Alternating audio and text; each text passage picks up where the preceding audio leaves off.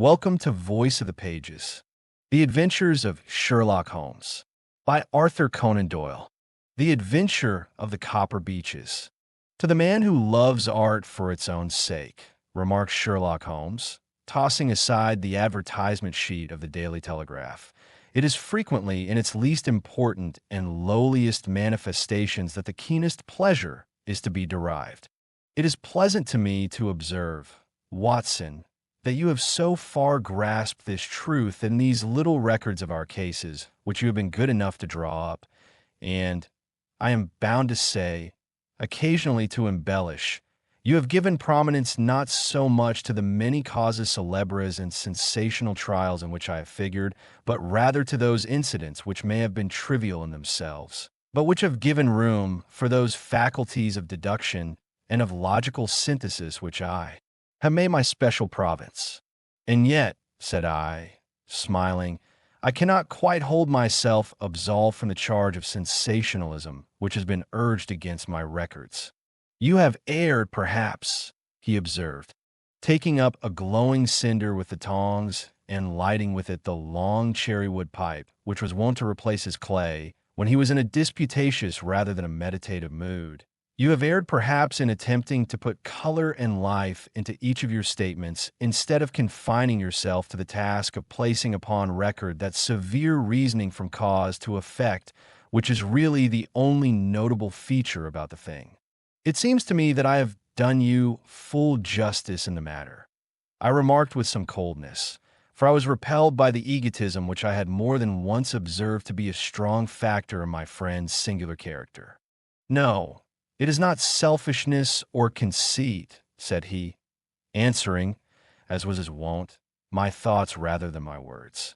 If I claim full justice for my art, it is because it is an impersonal thing, a thing beyond myself. Crime is common. Logic is rare. Therefore, it is upon the logic rather than upon the crime that you should dwell. You have degraded what should have been a course of lectures into a series of tales. It was a cold morning of the early spring, and we sat after breakfast on either side of a cheery fire in the old room at Baker Street. A thick fog rolled down between the lines of dun-colored houses, and the opposing windows loomed like dark, shapeless blurs through the heavy yellow wreaths. Our gas was lit and shone on the white cloth and glimmer of china and metal, for the table had not been cleared yet. Sherlock Holmes had been silent all the morning, dipping continuously into the advertisement columns of a succession of papers until at last, having apparently given up his search, he had emerged in no very sweet temper to lecture me upon my literary shortcomings.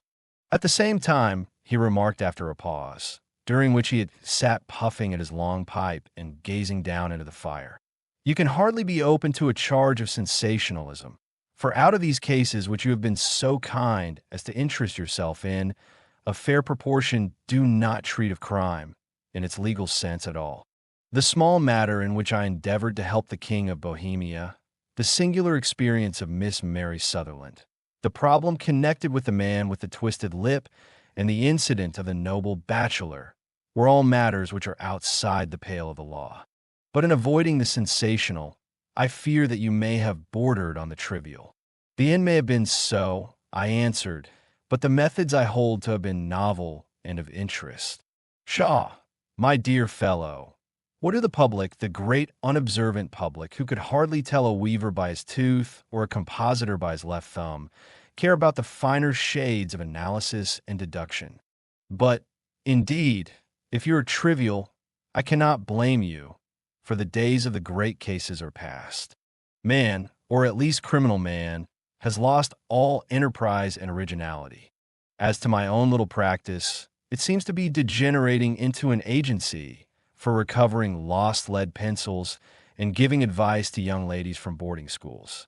I think that I have touched bottom at last, however. This note I had this morning marks my 0 point. I fancy. Read it. He tossed a crumpled letter across to me.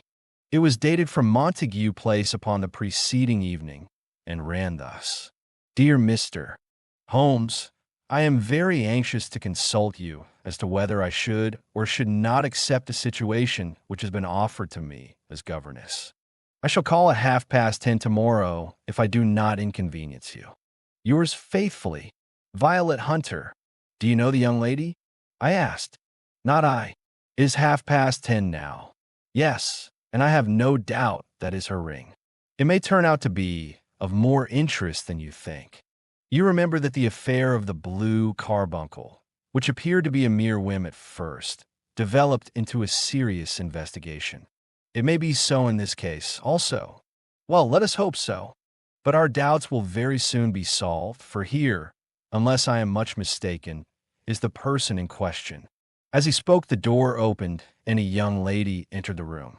She was plainly but neatly dressed, with a bright, quick face, freckled like a plover's egg, and with the brisk manner of a woman who has had her own way to make in the world. "You will excuse my troubling you, I am sure," said she, as my companion rose to greet her. "But I have had a very strange experience, and as I have no parents or relations of any sort from whom I could ask advice, I thought that perhaps you would be kind enough to tell me what I should do. Pray take a seat, Miss Hunter. I shall be happy to do anything that I can to serve you." I could see that Holmes was favorably impressed by the manner and speech of his new client. He looked her over in his searching fashion, and then composed himself, with his lids drooping and his fingertips together, to listen to her story. "I have been a governess for 5 years," said she, "in the family of Colonel Spence Monroe, but 2 months ago the colonel received an appointment at Halifax, in Nova Scotia, and took his children over to America with him, so that I found myself without a situation. I advertised, and I answered advertisements, but without success. At last the little money which I had saved began to run short, and I was at my wits' end as to what I should do. There is a well-known agency for governesses in the West End called Westways, and there I used to call about once a week in order to see whether anything had turned up which might suit me. Westway was the name of the founder of the business, but it is really managed by Miss Stoper. She sits in her own little office, and the ladies who are seeking employment wait in an anteroom, and are then shown in one by one, when she consults her ledgers and sees whether she has anything which would suit them. Well, when I called last week, I was shown into the little office as usual, but I found that Miss Stoper was not alone. A prodigiously stout man, with a very smiling face and a great heavy chin which rolled down and fold upon fold over his throat, sat at her elbow with a pair of glasses on his nose, looking very earnestly at the ladies who entered. As I came in, he gave quite a jump in his chair and turned quickly to Miss Stoper. "That will do," said he. "I could not ask for anything better. Capital, capital." He seemed quite enthusiastic and rubbed his hands together in the most genial fashion.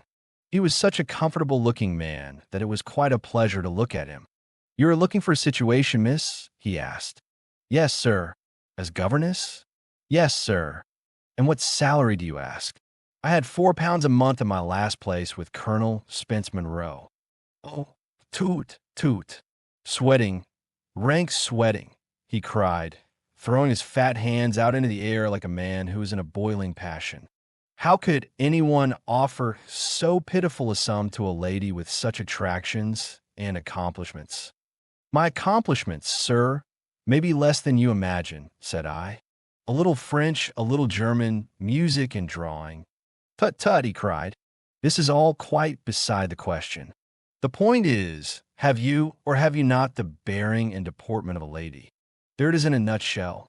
If you have not, you are not fitted for the rearing of a child who may some day play a considerable part in the history of the country.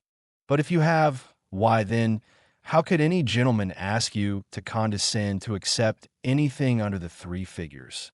Your salary with me, madam, would commence at £100 a year. You may imagine, Mr. Holmes, that to me, destitute as I was, such an offer seemed almost too good to be true. The gentleman, however, seeing perhaps the look of incredulity upon my face, opened a pocketbook and took out a note.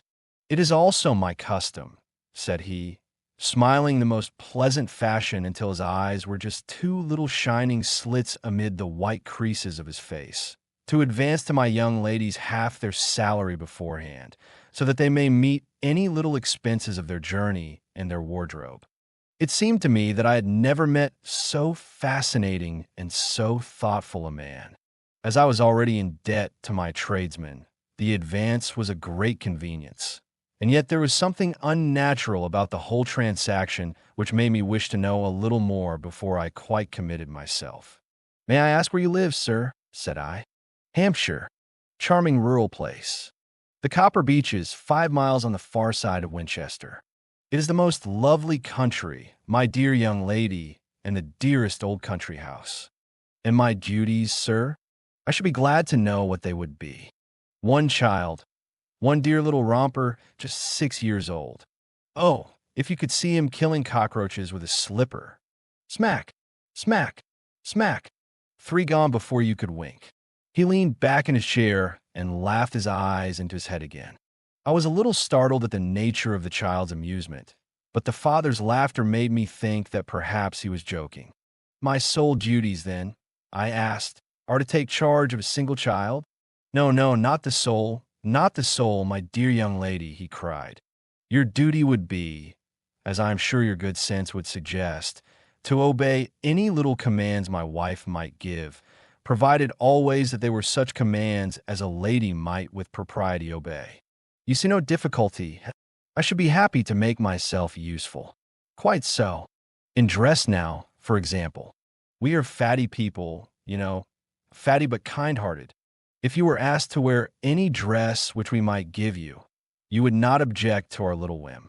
"Heh, no," said I, considerably astonished at his words. "Or to sit here, or sit there, that would not be offensive to you?" "Oh, no. Or to cut your hair quite short before you come to us." I could hardly believe my ears. As you may observe, Mr. Holmes, my hair is somewhat luxuriant and of a rather peculiar tint of chestnut. It has been considered artistic. I could not dream of sacrificing it in this offhand fashion. "I am afraid that that is quite impossible," said I. He had been watching me eagerly out of his small eyes, and I could see a shadow pass over his face as I spoke. "I am afraid that it is quite essential," said he. "It is a little fancy of my wife's and ladies' fancies. You know, madam, ladies' fancies must be consulted. And so you won't cut your hair?" "No, sir, I really could not," I answered firmly. "Ah, very well. Then that quite settles the matter. It is a pity, because in other respect you would really have done very nicely. In that case, Miss Stoper, I had best inspect a few more of you young ladies." The manageress had sat all this while busy with her papers without a word to either of us. But she glanced at me now with so much annoyance upon her face that I could not help suspecting that she had lost a handsome commission through my refusal. "Do you desire your name to be kept upon the books?" she asked. "If you please, Miss Stoper." "Well, really, it seems rather useless, since you refuse the most excellent offers in this fashion," said she sharply.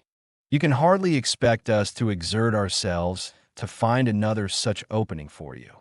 Good day to you, Miss Hunter." She struck a gong upon the table, and I was shown out by the page. Well, Mr. Holmes, when I got back to my lodgings and found little enough in the cupboard, and 2 or 3 bills upon the table, I began to ask myself whether I had not done a very foolish thing. After all, if these people had strange fads and expected obedience on the most extraordinary matters, they were at least ready to pay for their eccentricity. Very few governesses in England are getting £100 a year. Besides, what use was my hair to me? Many people are improved by wearing it short, and perhaps I should be among the number. Next day, I was inclined to think that I had made a mistake, and by the day after I was sure of it. I had almost overcome my pride so far as to go back to the agency and inquire whether the place was still open when I received this letter from the gentleman himself. I have it here, and I will read it to you. "The Copper Beeches, near Winchester. Dear Miss Hunter, Miss Stoper has very kindly given me your address, and I write from here to ask you whether you have reconsidered your decision. My wife is very anxious that you should come, for she has been much attracted by my description of you. We are willing to give £30 a quarter, or £120 a year, so as to recompense you for any little inconvenience which our fads may cause you. They are not very exacting, after all. My wife is fond of a particular shade of electric blue and would like you to wear such a dress indoors in the morning.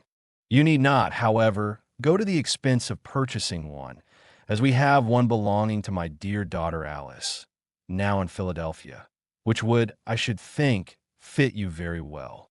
Then, as to sitting here or there, or amusing yourself in any manner indicated, that need cause you no inconvenience. As regards your hair, it is no doubt a pity, especially as I could not help remarking its beauty during our short interview. But I am afraid that I must remain firm upon this point, and I only hope that the increased salary may recompense you for the loss. Your duties, as far as the child is concerned, are very light. Now do try to come, and I shall meet you with the dog cart at Winchester. Let me know your train. Yours faithfully, Jeffro Rucastle. That is the letter which I have just received, Mr. Holmes, and my mind is made up that I will accept it. I thought, however, that before taking the final step, I should like to submit the whole matter to your consideration. Well, Miss Hunter, if your mind is made up, that settles the question, said Holmes, smiling. But you would not advise me to refuse? I confess that it is not the situation which I should like to see a sister of mine apply for. What is the meaning of it all, Mr. Holmes? I have no data. I cannot tell. Perhaps you have yourself formed some opinion. Well, there seems to me to be only one possible solution. Mr. Rucastle seemed to be a very kind, good-natured man. Is it not possible that his wife is a lunatic, that he desires to keep the matter quiet for fear she should be taken to an asylum, and that he humors her fancies in every way in order to prevent an outbreak? That is a possible solution. In fact, as matters stand, it is the most probable one. But in any case, it does not seem to be a nice household for a young lady. But the money, Mr. Holmes, the money. Well, yes, of course the pay is good, too good. That is what makes me uneasy. Why should they give you £120 a year when they could have their pick for £40? There must be some strong reason behind. I thought that if I told you the circumstances, you would understand afterwards if I wanted your help. I should feel so much stronger if I felt that you were at the back of me. Oh, you may carry that feeling away with you. I assure you that your little problem promises to be the most interesting which has come my way for some months. There is something distinctly novel about some of the features. If you should find yourself in doubt or in danger. Danger? What danger do you foresee? Holmes shook his head gravely. It would cease to be a danger if we could define it, said he. But at any time, day or night, a telegram would bring me down to your help. That is enough. She rose briskly from her chair with the anxiety all swept from her face.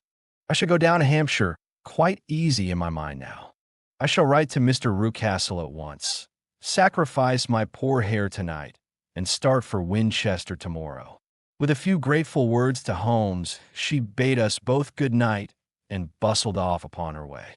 At least, said I as we heard her quick, firm steps descending the stairs, she seems to be a young lady who is very well able to take care of herself. And she would need to be, said Holmes gravely. I am much mistaken if we do not hear from her before many days are past. It was not very long before my friend's prediction was fulfilled. A fortnight went by, during which I frequently found my thoughts turning in her direction and wondering what strange side alley of human experience this lonely woman had strayed into. The unusual salary, the curious conditions, the light duties, all pointed to something abnormal, though whether a fad or a plot, or whether the man were a philanthropist or a villain, it was quite beyond my powers to determine. As to Holmes, I observed that he sat frequently for half an hour on end, with knitted brows and an abstracted air, but he swept the matter away with a wave of his hand when I mentioned it. Data, data, data, he cried impatiently. I can't make bricks without clay. And yet he would always wind up by muttering that no sister of his should ever have accepted such a situation. The telegram which we eventually received came late one night, just as I was thinking of turning in and Holmes was settling down to one of those all-night chemical researches which he frequently indulged in, when I would leave him stooping over a retort and a test tube at night and find him in the same position when I came down to breakfast in the morning. He opened the yellow envelope and then, glancing at the message, threw it across to me. "Just look up the trains in Bradshaw," said he, and turned back to his chemical studies. The summons was a brief and urgent one. "Please be at the Black Swan Hotel at Winchester at midday tomorrow," it said. "Do come. I am at my wit's end." "Hunter, will you come with me?" asked Holmes, glancing up. "I should wish to." "Just look it up, then." "There's a train at 9:30, said I, glancing over my Bradshaw. "It is due at Winchester at 11:30. "That will do very nicely. Then perhaps I had better postpone my analysis of the acetones, as we may need to be at our best in the morning." By 11 o'clock the next day, we were well upon our way to the old English capital. Holmes had been buried in the morning papers all the way down, but after we had passed the Hampshire border, he threw them down and began to admire the scenery. It was an ideal spring day, a light blue sky, flecked with little fleecy white clouds drifting across from west to east. The sun was shining very brightly, and yet there was an exhilarating nip in the air, which set an edge to a man's energy. All over the countryside, away to the rolling hills around Aldershot, the little red and gray roofs of the farmsteadings peeped out from amid the light green of the new foliage.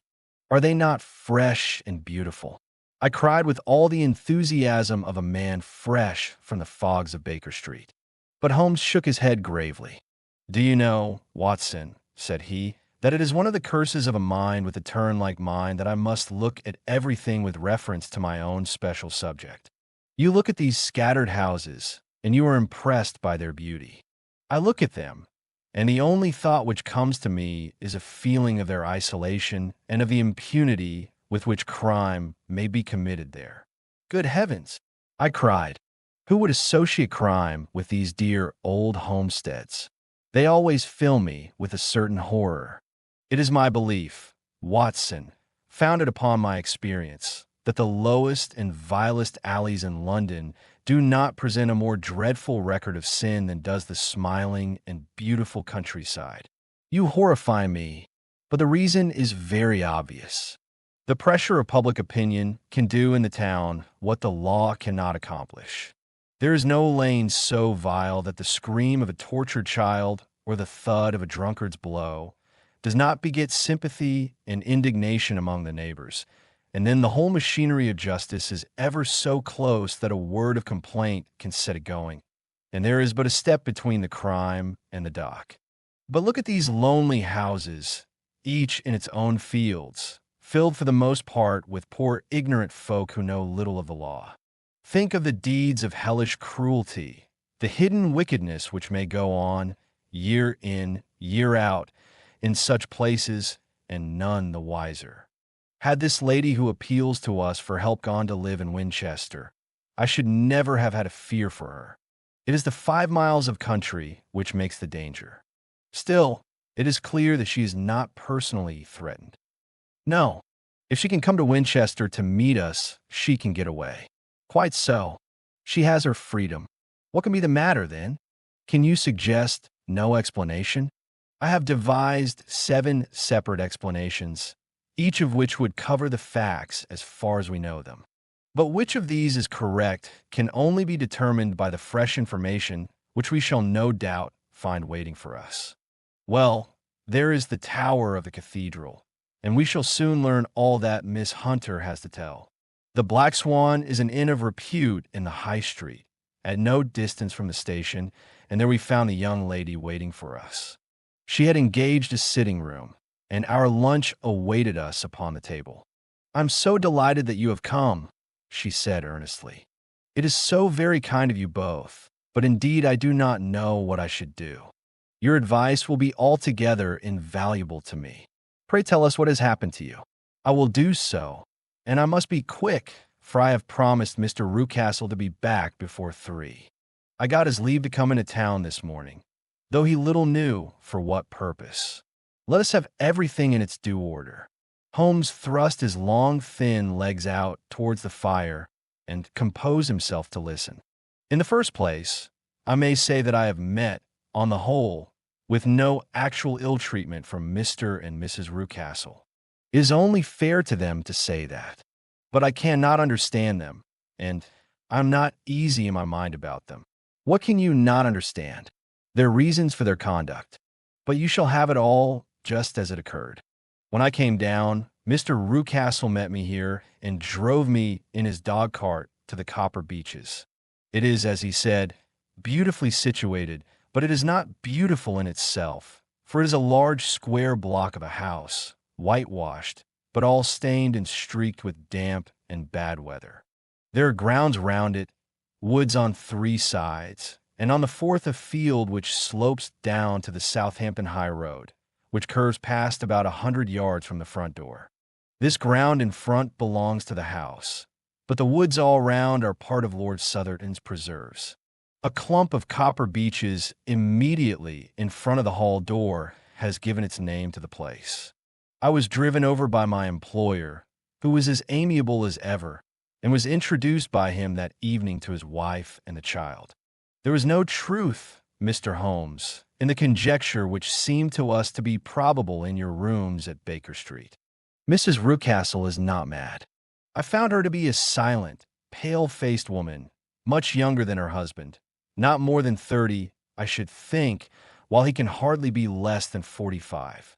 From their conversation, I have gathered that they have been married about 7 years, that he was a widower, and that his only child by the first wife was the daughter who has gone to Philadelphia.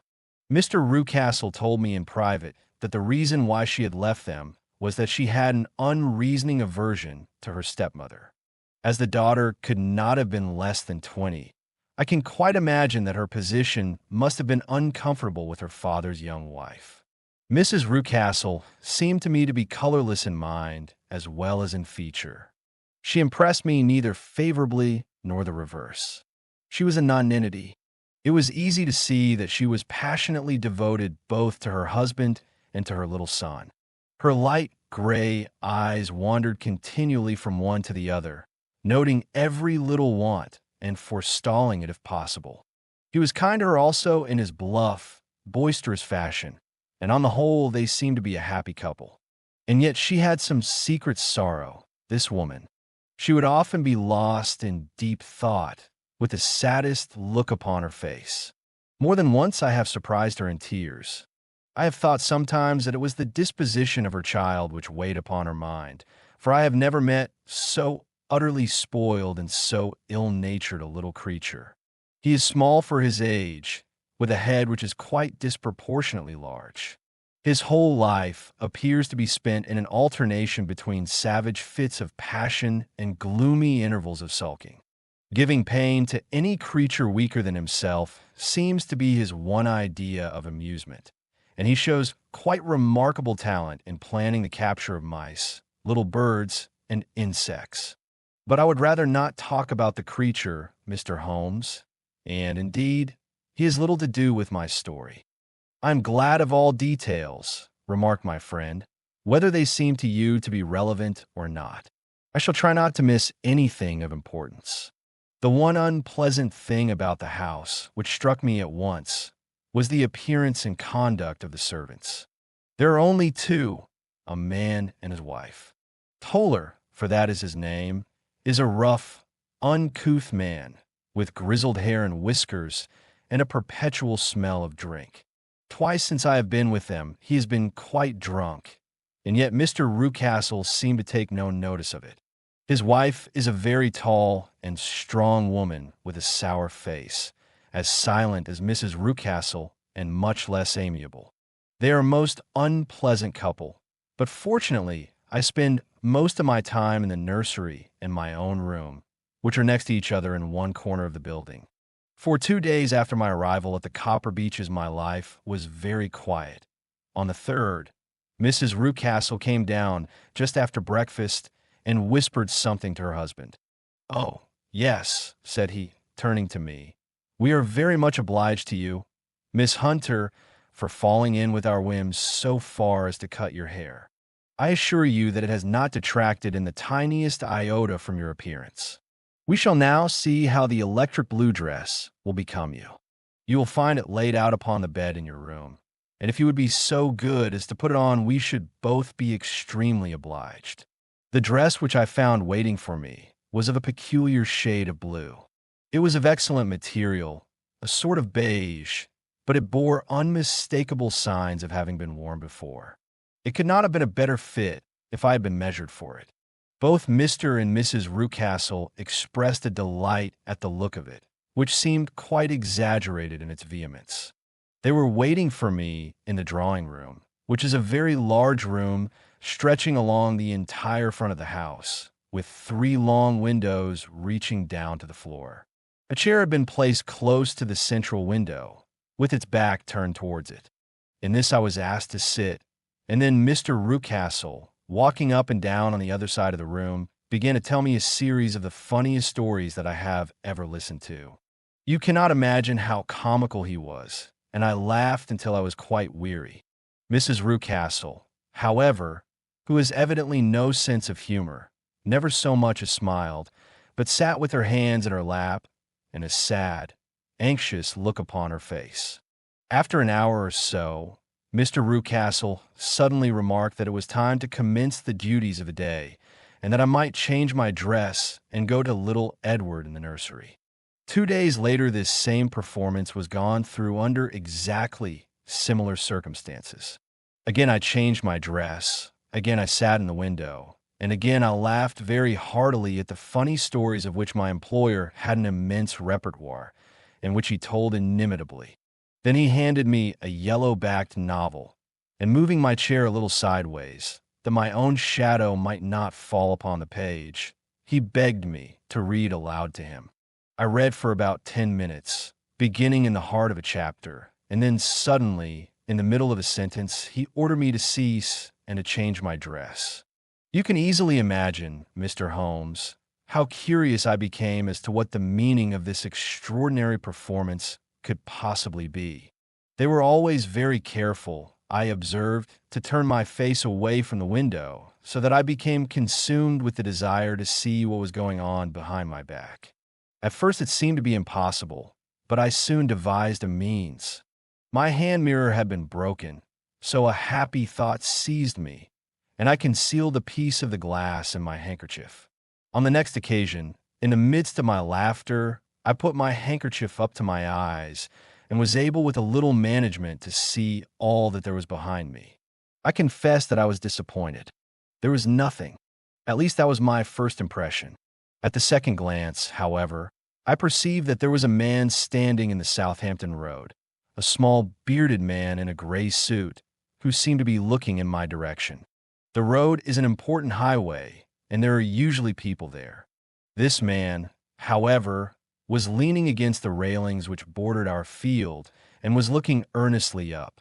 I lowered my handkerchief and glanced at Mrs. Rucastle to find her eyes fixed upon me with a most searching gaze. She said nothing, but I am convinced that she had divined that I had a mirror in my hand and had seen what was behind me. She rose at once. "Jeffro," said she, "there is an impertinent fellow upon the road there who stares up at Miss Hunter." "No friend of yours, Miss Hunter?" he asked. "No, I know no one in these parts." "Dear me, how very impertinent. Kindly turn round and motion to him to go away. Surely it would be better to take no notice." "No, no, we should have him loitering here always. Kindly turn round and wave him away like that." I did as I was told, and at the same instant Mrs. Rucastle drew down the blind. That was a week ago, and from that time I have not sat again in the window, nor have I worn the blue dress, nor seen the man in the road. "Pray continue," said Holmes. "Your narrative promises to be a most interesting one. You will find it rather disconnected, I fear, and there may prove to be little relation between the different incidents of which I speak. On the very first day that I was at the Copper Beeches, Mr. Rucastle took me to a small outhouse which stands near the kitchen door. As we approached it, I heard the sharp rattling of a chain, and the sound as of a large animal moving about. "Look in here," said Mr. Rucastle, showing me a slit between two planks. Is he not a beauty? I looked through and was conscious of two glowing eyes and of a vague figure huddled up in the darkness. "Don't be frightened," said my employer, laughing at the start which I had given. "It's only Carlo, my mastiff. I call him mine, but really old Toller, my groom, is the only man who could do anything with him. We feed him once a day, and not too much then, so that he is always as keen as mustard. Toller lets him loose every night, and God help the trespasser whom he lays his fangs upon. For goodness sake, don't you ever on any pretext set your foot over the threshold at night, for it's as much as your life is worth." The warning was no idle one, for 2 nights later, I happened to look out of my bedroom window about 2 o'clock in the morning. It was a beautiful moonlight night, and the lawn in front of the house was silvered over and almost as bright as day. I was standing, wrapped in the peaceful beauty of the scene, when I was aware that something was moving under the shadow of the copper beeches. As it emerged into the moonshine, I saw what it was. It was a giant dog as large as a calf, tawny-tinted, with hanging jowl, black muzzle, and huge projecting bones. It walked slowly across the lawn and vanished into the shadow upon the other side. That dreadful signal sent a chill to my heart, which I do not think that any burglar could have done. And now I have a very strange experience to tell you. I had, as you know, cut off my hair in London, and I had placed it in a great coil at the bottom of my trunk. One evening, after the child was in bed, I began to amuse myself by examining the furniture of my room and by rearranging my own little things.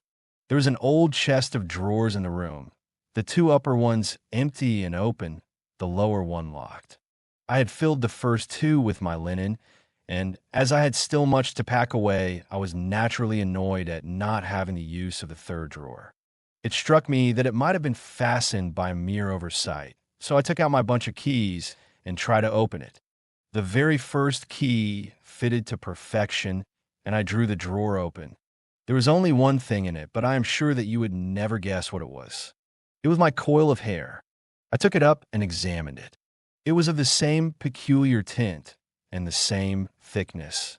But then the impossibility of the thing obtruded itself upon me. How could my hair have been locked in the drawer? With trembling hands, I undid my trunk, turned out the contents, and drew from the bottom my own hair.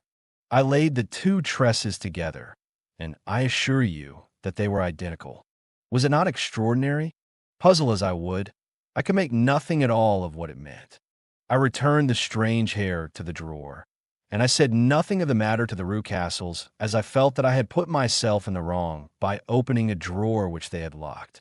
I am naturally observant, as you may have remarked, Mr. Holmes, and I soon had a pretty good plan of the whole house in my head. There was one wing, however, which appeared not to be inhabited at all. A door which faced that which led into the quarters of the Tollers opened into this suite, but it was invariably locked. One day, however, as I ascended the stair, I met Mr. Rucastle coming out through this door, his keys in his hand, and a look on his face which made him a very different person to the round, jovial man to whom I was accustomed. His cheeks were red, his brow was all crinkled with anger, and the veins stood out at his temples with passion. He locked the door and hurried past me without a word or a look. This aroused my curiosity, so when I went out for a walk in the grounds with my charge, I strolled round to the side from which I could see the windows of this part of the house. There were 4 of them in a row, 3 of which were simply dirty, while the 4th was shuttered up. They were evidently all deserted. As I strolled up and down, glancing at them occasionally, Mr. Rucastle came out to me, looking as merry and jovial as ever. "Ah," said he, "you must not think me rude if I pass you without a word, my dear young lady. I was preoccupied with business matters." I assured him that I was not offended. "By the way," said I, "you seem to have quite a suite of spare rooms up there, and one of them has the shutters up." He looked surprised and, as it seemed to me, a little startled at my remark. "Photography is one of my hobbies," said he. "I have made my darkroom up there. But, dear me, What an observant young lady we have come upon. Who would have believed it? Who would have ever believed it? He spoke in a jesting tone, but there was no jest in his eyes as he looked at me. I read suspicion there and annoyance, but no jest. Well, Mr. Holmes, from a moment that I understood that there was something about that suite of rooms which I was not to know, I was all on fire to go over them. It was not mere curiosity, though I have my share of that. It was more a feeling of duty, a feeling that some good might come from my penetrating to this place. They talk of woman's instinct. Perhaps it was woman's instinct which gave me that feeling. At any rate, it was there, and I was keenly on the lookout for any chance to pass the forbidden door. It was only yesterday that the chance came. I may tell you that, besides Mr. Rucastle, both Toller and his wife find something to do in these deserted rooms, and I once saw him carrying a large black linen bag with him through the door. Recently he has been drinking hard, and yesterday evening he was very drunk, and when I came upstairs there was the key in the door. I have no doubt at all that he had left it there. Mr. and Mrs. Rucastle were both downstairs, and the child was with them, so that I had an admirable opportunity. I turned the key gently in the lock, opened the door, and slipped through. There was a little passage in front of me, unpapered and uncarpeted, which turned at a right angle at the farther end. Round this corner were 3 doors in a line, the first and third of which were open. They each led into an empty room, dusty and cheerless, with 2 windows in the one and one in the other, so thick with dirt that the evening light glimmered dimly through them. The center door was closed, and across the outside of it had been fastened one of the broad bars of an iron bed, padlocked at one into a ring in the wall, and fastened at the other with stout cord. The door itself was locked as well, and the key was not there. This barricaded door corresponded clearly with the shuttered window outside, and yet I could see by the glimmer from beneath it that the room was not in darkness. Evidently, there was a skylight which let in light from above. As I stood in the passage, gazing at the sinister door and wondering what secret it might veil, I suddenly heard the sound of steps within the room and saw a shadow pass backward and forward against the little slit of dim light which shone out from under the door. A mad, unreasoning terror rose up in me at the sight, Mr. Holmes. My overstrung nerves failed me suddenly, and I turned and ran as though some dreadful hand were behind me clutching at the skirt of my dress. I rushed down the passage, through the door, and straight into the arms of Mr. Rucastle, who was waiting outside. "So," said he, smiling, "it was you, then? I thought that it must be when I saw the door open. Oh, I am so frightened." I panted. My dear young lady, you cannot think how caressing and soothing his manner was. And what has frightened you, my dear young lady?" But his voice was just a little too coaxing. He overdid it. I was keenly on my guard against him. "I was foolish enough to go into the empty wing," I answered. "But it is so lonely and eerie in this dim light that I was frightened and ran out again. Oh, it is so dreadfully still in there." "Only that," said he, looking at me keenly. "Why, what did you think?" I asked. "Why do you think that I locked this door?" "I am sure that I do not know. It is to keep people out who have no business there. Do you see?" He was still smiling in the most amiable manner. "I'm sure if I had known. Well then, you know now. And if you ever put your foot over that threshold again," here, in an instant the smile hardened into a grin of rage, and he glared down at me with the face of a demon, "I'll throw you to the mastiff." I was so terrified that I do not know what I did. I suppose that I must have rushed past him into my room. I remember nothing until I found myself lying on my bed, trembling all over. Then I thought of you, Mr. Holmes. I could not live there longer without some advice. I was frightened of the house, of the man, of the woman, of the servants, even of the child. They were all horrible to me. If I could only bring you down, all would be well.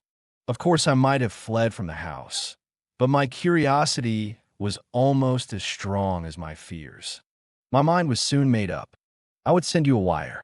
I put on my hat and cloak, went down to the office, which is about half a mile from the house, and then returned feeling very much easier. A horrible doubt came into my mind as I approached the door lest the dog might be loose.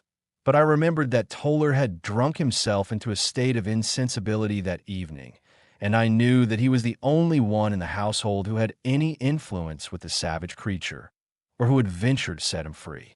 I slipped in safety and lay awake half the night in my joy at the thought of seeing you. I had no difficulty in getting leave to come into Winchester this morning, but I must be back before 3 o'clock, for Mr. and Mrs. Rucastle are going on a visit and will be away all the evening, so that I must look after the child. Now I have told you all my adventures, Mr. Holmes, and I should be very glad if you could tell me what it all means, and above all, what I should do. Holmes and I had listened spellbound to this extraordinary story. My friend rose now and paced up and down the room, his hands in his pockets, and an expression of the most profound gravity upon his face. "Is Toller still drunk?" he asked. "Yes. I heard his wife tell Mrs. Rucastle that she could do nothing with him." "That is well. And the Rucastles go out tonight?" "Yes." "Is there a cellar with a good strong lock?" "Yes, the wine cellar." "You seem to me to have acted all through this matter like a very brave and sensible girl. Miss Hunter, do you think that you could perform one more feat? I should not ask it of you if I did not think you a quite exceptional woman." "I will try." "What is it?" "We shall be at the Copper Beeches by 7 o'clock, my friend and I. The Rucastles will be gone by that time, and Toller will, we hope, be incapable. There only remains Mrs. Toller, who might give the alarm. If you could send her into the cellar on some errand, and then turn the key upon her, you would facilitate matters immensely." "I will do it." "Excellent. We shall then look thoroughly into the affair. Of course, there is only one feasible explanation. You have been brought there to personate someone, and the real person is imprisoned in this chamber. That is obvious. As to who this prisoner is, I have no doubt that it is the daughter, Miss Alice Rucastle, if I remember right, who is said to have gone to America. You were chosen, doubtless, as resembling her in height, figure, and the color of your hair. Hers had been cut off, very possibly in some illness through which she has passed, and so, of course, yours had to be sacrificed also. By a curious chance, you came upon her tresses. The man in the road was undoubtedly some friend of hers, possibly her fiancé, and no doubt, as you wore the girl's dress and were so like her, he was convinced from your laughter, whenever he saw you, and afterwards from her gesture, that Miss Rucastle was perfectly happy and that she no longer desired his attentions. The dog is let loose at night to prevent him from endeavoring to communicate with her. So much is fairly clear. The most serious point in the case is the disposition of the child. What on earth has that to do with it? I ejaculated. My dear Watson, you as a medical man are continually gaining light as to the tendencies of a child by the study of the parents. Don't you see that the converse is equally valid? I have frequently gained my first real insight into the character of parents by studying their children. This child's disposition is abnormally cruel, merely for cruelty's sake, and whether he derives this from his smiling father, as I should suspect, or from his mother, it bodes evil for the poor girl who is in their power. "I am sure that you are right, Mr. Holmes," cried our client. "A thousand things come back to me which make me certain that you have hit it. Oh, let us lose not an instant in bringing help to this poor creature. We must be circumspect, for we are dealing with a very cunning man. We can do nothing until 7 o'clock. At that hour we shall be with you, and it will not be long before we solve the mystery." We were as good as our word, for it was just 7 when we reached the Copper Beeches, having put up our trap at a wayside public house.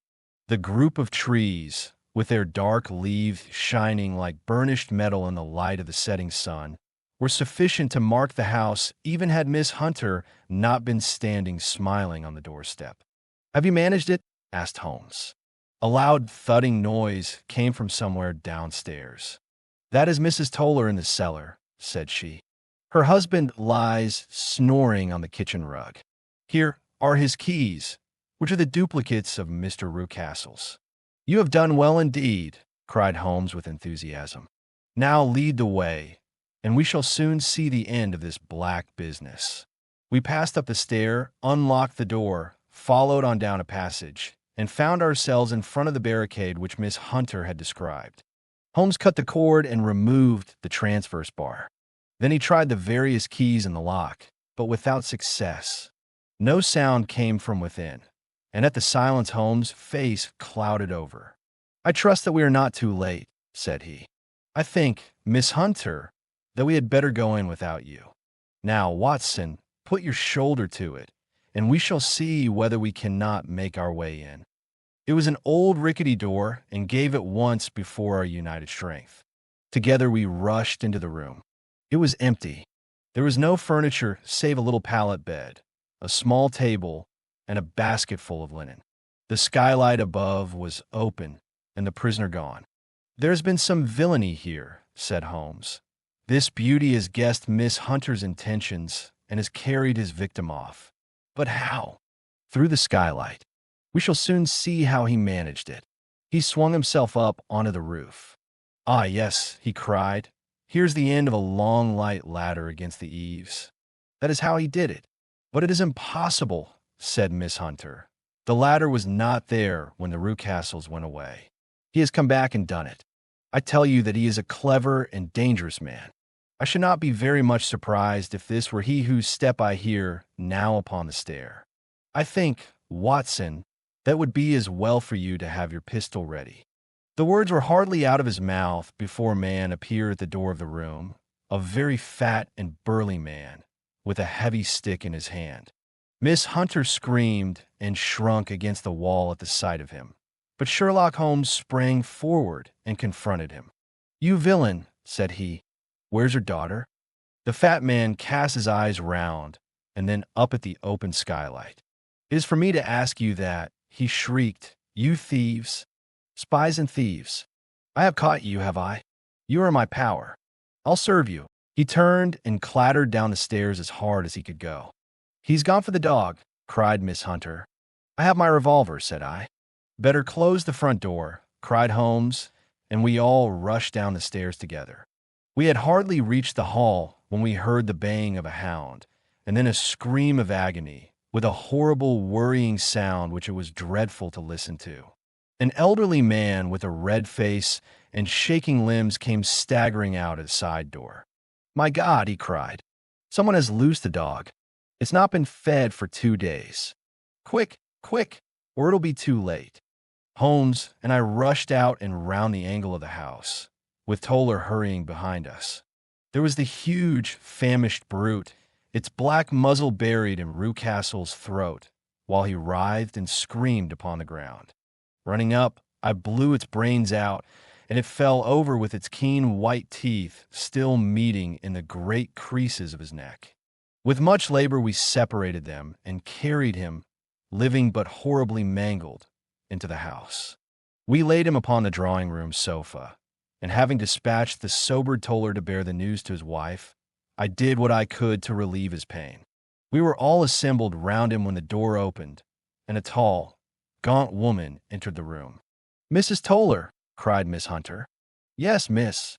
Mr. Rucastle let me out when he came back before he went up to you. Ah, miss, it is a pity you didn't let me know what you were planning, for I would have told you that your pains were wasted. Ah, said Holmes, looking keenly at her.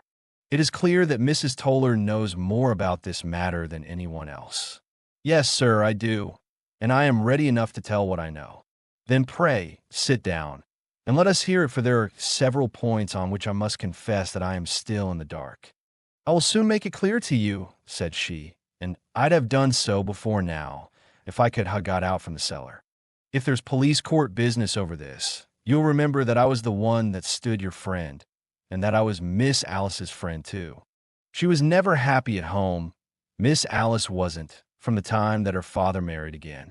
She was slighted like, and had no say in anything, but it never really became bad for her until after she met Mr. Fowler at a friend's house. As well as I could learn, Miss Alice had rights of her own by will, but she was so quiet and patient, she never said a word about them, but just left everything in Mr. Rucastle's hands. He knew he was safe with her, but when there was a chance of a husband coming forward who would ask for all that the law would give him, then her father thought it time to put a stop on it. He wanted her to sign a paper so that whether she married or not, he could use her money. When she wouldn't do it, he kept on worrying her until she got brain fever and for 6 weeks was at death's door. Then she got better at last, all worn to a shadow, and with her beautiful hair cut off. But that didn't make no change in her young man, and he stuck to her as true as man could be.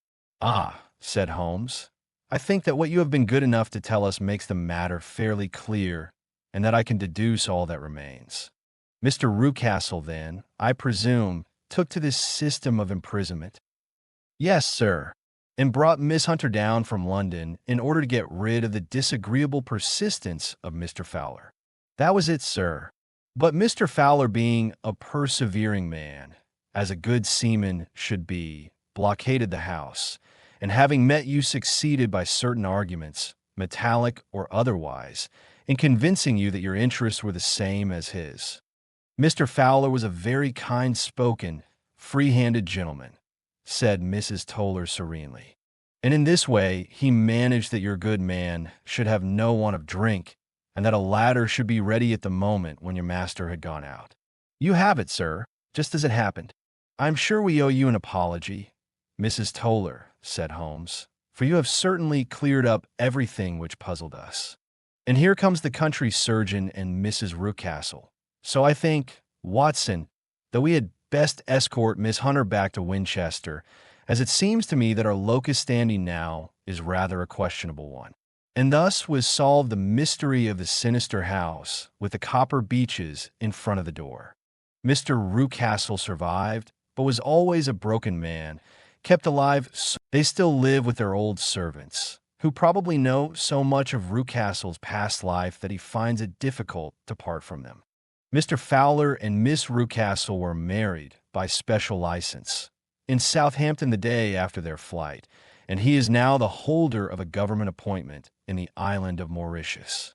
As to Miss Violet Hunter, my friend Holmes, rather to my disappointment, manifested no further interest in her when once she had ceased to be the center of one of his problems, and she is now the head of a private school at Walsall, where I believe that she has met with considerable success.